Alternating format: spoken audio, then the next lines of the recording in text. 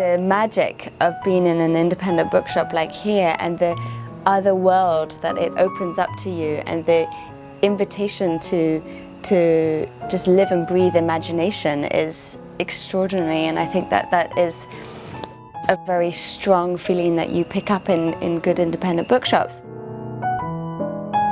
The object of the book is so exquisite and beautiful, and we're really focusing on hand-picking our books here so that you have everything from that. It's the best edition of its kind, it's the most beautiful one, as well as the content is great. My name is Sylvia Whitman, and we are at Shakespeare and Company in Paris.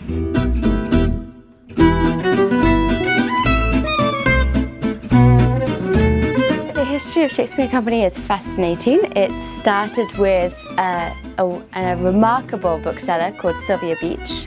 She arrived in Paris in 1916, and she opened an Anglophone bookshop called Shakespeare and Company.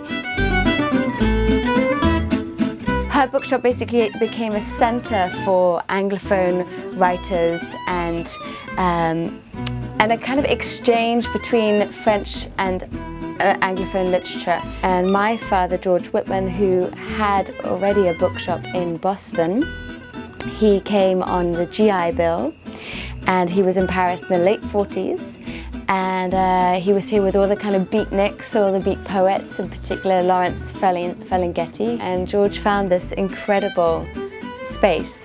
The building we're in is 17th century, and it was originally a monastery, part of Notre Dame, which is probably one of the reasons why we sell so many copies of The Hunchback of Notre Dame.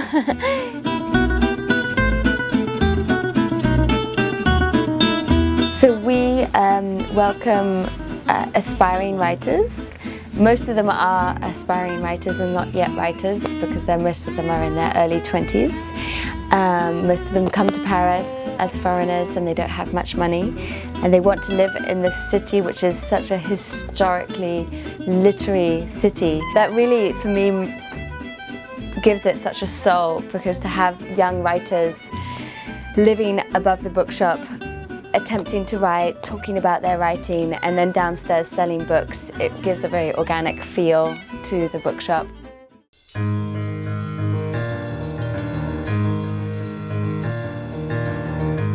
In the future, I think that we want to, we feel that coffee and books go so well together, so we need a cafe.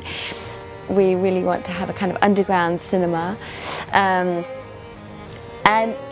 also, so basically just crossing the different paths of the arts, having an exhibition space, all of that feels like what we need to do, because we already have so many different artists and coming through the bookshop that it just kind of embraces that idea.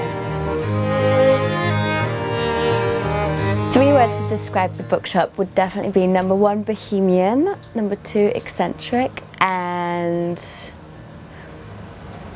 warm. Yeah, and I think those 3 would describe George, the owner, because he's really the soul of the bookshop. So the 3 words describe him and the bookshop.